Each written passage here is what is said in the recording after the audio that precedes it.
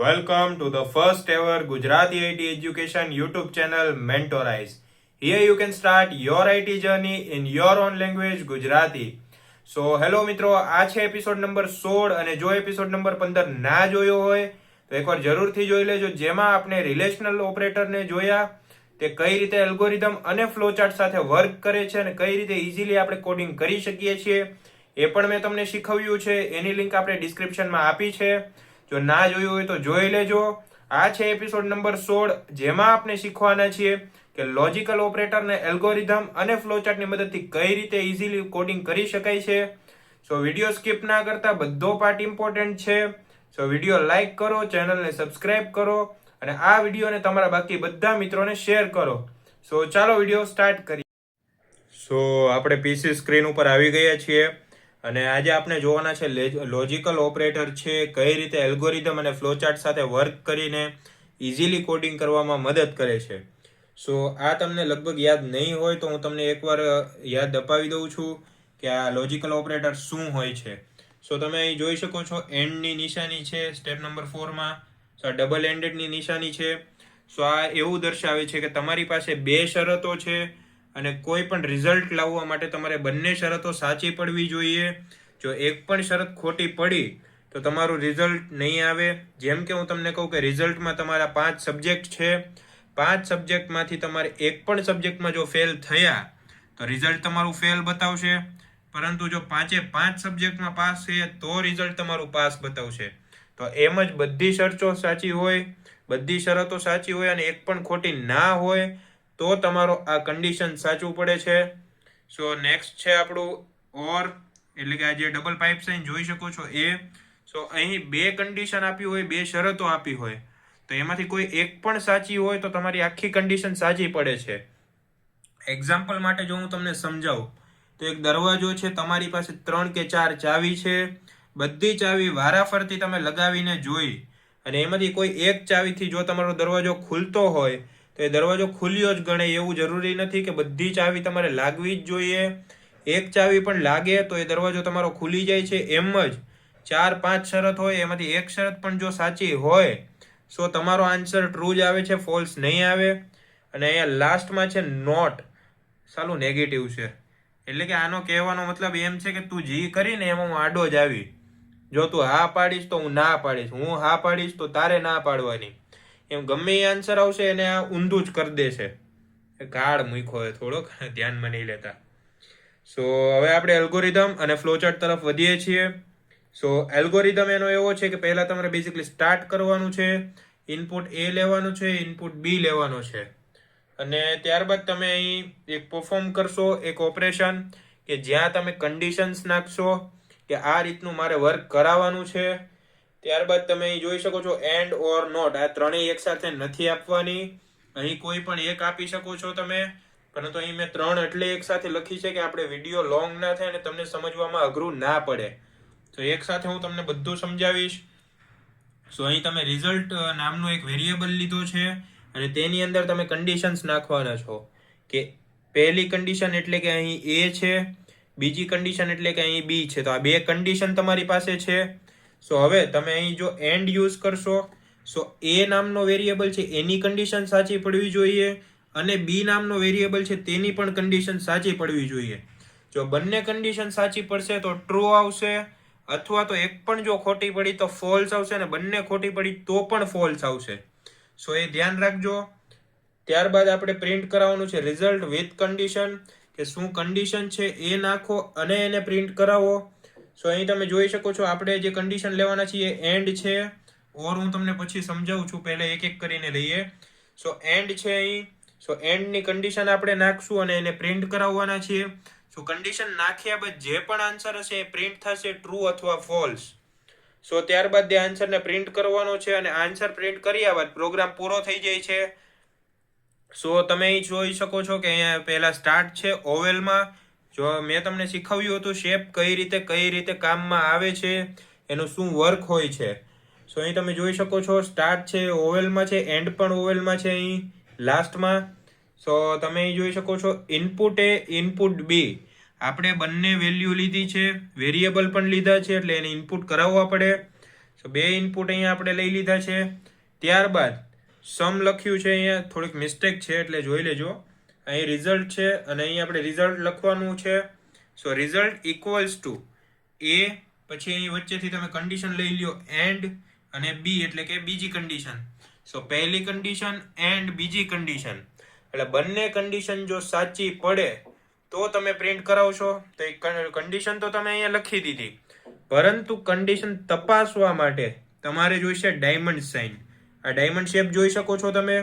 સો જે મેં તમને સમજાવ્યું હતો પહેલા કે તમારે આ શેપ આ વસ્તુ માટે લેવો પડશે.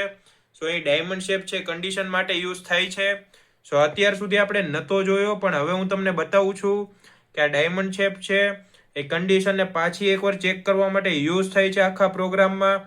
સો અહીં તમે કન્ડિશન નાખી અને અહીંથી તમે કન્ડિશન સિમ્પલી ચેક કરાવી હતી. સો કન્ડિશન ચેક થઈ ગઈ, ત્યારબાદ તમે એને પ્રિન્ટ કરાવો છો અને લાસ્ટમાં પ્રોગ્રામ એન્ડ થઈ જાય છે.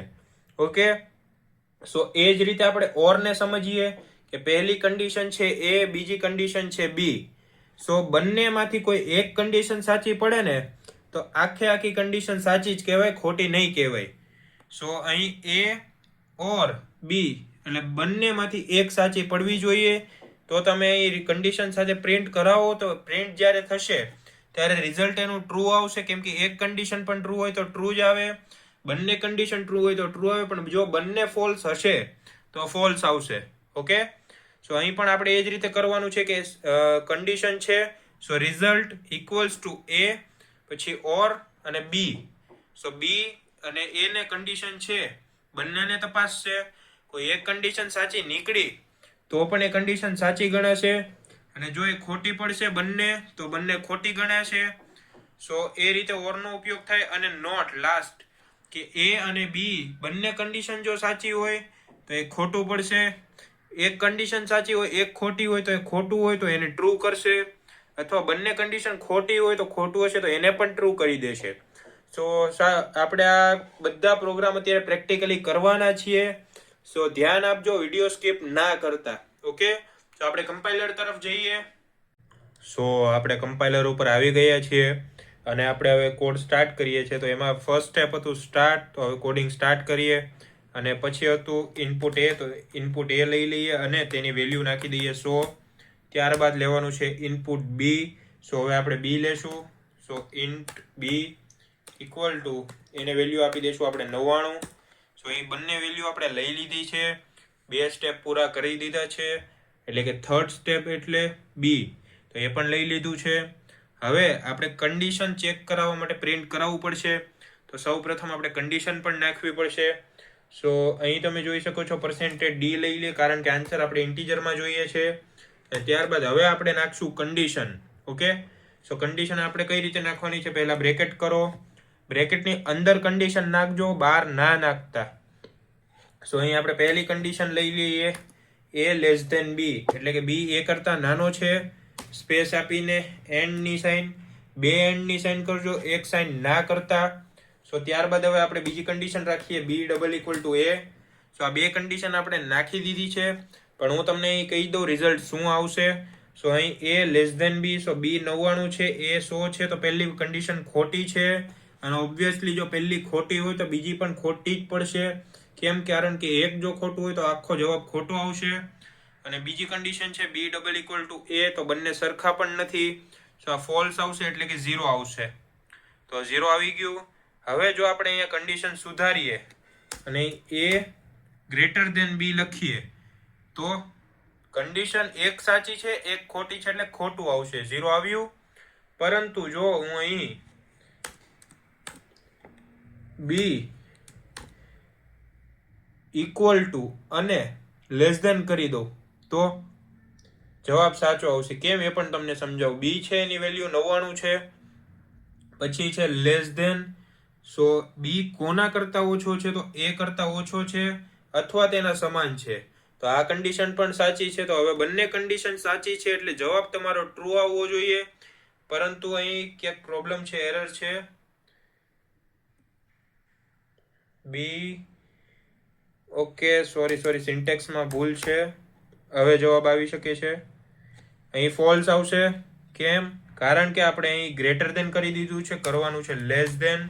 સો એ લેસ ધેન કર્યું અને હવે તમારો જવાબ આવશે ટ્રુ. કેમ ટ્રુ આવ્યો? કેમ કે બંને કન્ડિશન સાચી છે. જો એક કન્ડિશન ખોટી હોત તો પણ ફોલ્સ આવત, એક નહીં ને બે કન્ડિશન ખોટી હોત તો ફોલ્સ આવવાનો જ હતો. સો અહીં બે કન્ડિશન જ્યારે સાચી હશે તો જ અહીંયા ટ્રુ આવશે અથવા ફોલ્સ આવશે. સો ત્યારબાદ હવે આપણે અહીં લઈ લઈએ ઓર. સો અહીં ઓર માટે ડબલ પાઇપ સાઇન. સો બધું સેમ રહેવા દઈએ, અત્યારે નિશાની જ બદલું છું તો તમને ઇઝીલી સમજ પડે, ખોટો ટાઈમ વેસ્ટ ના થાય. સો તમે અહીં જોઈ શકો છો એની વેલ્યુ 100 છે, બીની વેલ્યુ 99 છે, તો હું અહીં ડબલ ઇક્વલ કરી દઉં છું અને અહીં હું વેલ્યુ આપી દઉં છું 100. સો એક કન્ડિશન તમે જોઈ શકો છો અહીંયા સાચી છે અને બીજી કન્ડિશન છે કે એ બી કરતા મોટો છે તો એ ખોટી છે. કેમ? કારણ કે બંને સમાન છે, એ બી કરતા મોટો નથી. સો એક કન્ડિશન અહીંયા સાચી છે જે બી ડબલ ઇક્વલ ટુ એ, અને ફર્સ્ટ કન્ડિશન છે એ ગ્રેટર ધેન બી, તો એ ખોટી છે. સો રન કરીએ અને આન્સર આવશે ટ્રુ, એટલે કે 1 આવશે. કેમ? કારણ કે બંનેમાંથી એક કન્ડિશન પણ સાચી હોવી જોઈએ. સો હવે અહીં હું આપી દઉં 1000 અને હવે હું રન કરું. સો હવે ટ્રુ આવશે. કેમ? કારણ કે પહેલી કન્ડિશન છે એ બી કરતા મોટો છે. સો અહીં એ છે 1000, બી છે 100, તો એ મોટો છે, એ સાચું છે. તો એક કન્ડિશન સાચી પડી. હવે હું અહીંયા બી ને મોટો લઈ લઉં તો 0 આવશે. કેમ? કારણ કે બંને કન્ડિશન અહીંયા ખોટી છે. એ બી કરતા નાનોય નથી અથવા તેના સમાનય નથી. સો કન્ડિશન ખોટી પડી.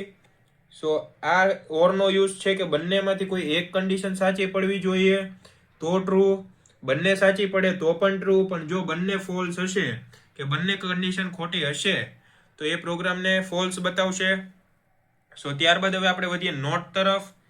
સો નોટ માટે તમારે આ કોઈ બ્રેકેટ કરવાની જરૂર નથી, ખાલી અહીંયા એક ઉદ્ગાર ચિહ્ન કરી દો અને તેની જે કન્ડિશન છે એ લખી દો. સો આપણે કન્ડિશન લખીએ અહીંયા a ઇઝ લેસ ધેન બી અથવા ગ્રેટર ધેન બી, એ ગ્રેટર ધેન બી. સો એ કન્ડિશન સાચી છે કે એ બી કરતા મોટો છે, પરંતુ અહીંયા જવાબ આવશે 0. કેમ આવ્યો? કેમ કે અહીં એ બી કરતા મોટો છે, કન્ડિશન સાચી છે અને એક પણ આવે, પણ અહીં આગળ નોટની નિશાની છે એટલે કે નેગેટિવ. કે જો પોઝિટિવ હોય તો એને નેગેટિવ કરે, નેગેટિવમાં હોય તો પોઝિટિવ કરે, માઇનસનો આન્સર હોય તો પ્લસ, પ્લસનો આન્સર હોય તો માઇનસ. એટલે કે અહીંયા જો જવાબ સાચો હોય તો એને ખોટો કહેશે, ખોટો હશે તો એને સાચો કહેશે. અને હવે જો એની જ જગ્યાએ હું નિશાની ચેન્જ કરી દઉં. તો આ કન્ડિશન ખોટી છે કે બી એ કરતા મોટો છે, બી 100 છે અને એ 1000 છે, તો બી મોટો ના હોય. તો કન્ડિશન ખોટી છે, પરંતુ અહીંયા જોજો શું બતાવે, ટ્રુ બતાવશે, 1 બતાવશે. કેમ? કારણ કે અહીં નોટ છે એ ઊંધો જવાબ આપશે, સીધો જવાબ નહીં આપે. એના ઘરના માયરો નથી એ વાત અલગ છે એ લોકોને, પણ નોટ છે એ તમને ઊંધો જવાબ આપશે, સીધો જવાબ ક્યારેય નહીં આપે. સો આઈ હોપ કે તમે બધું સમજી ગયા હશો, જે મેં તમને અત્યારે પ્રોગ્રામિંગ થ્રુ સમજાવ્યું, એલ્ગોરિધમ ફ્લોચાર્ટ થ્રુ સમજાવ્યું. સો ના સમજ પડી હોય તો વિડીયોને રિવાઇન્ડ કરીને જોઈ લો, ક્યાંય ભૂલ ના આવે, કારણ કે ફ્લોચાર્ટ એલ્ગોરિધમ બહુ જરૂરી છે. ઓકે, તો મળીએ નેક્સ્ટ એપિસોડમાં. ત્યાં સુધી તમે રિવિઝન કરીને રાખો. મળીએ નેક્સ્ટ કન્ટેન્ટ સાથે.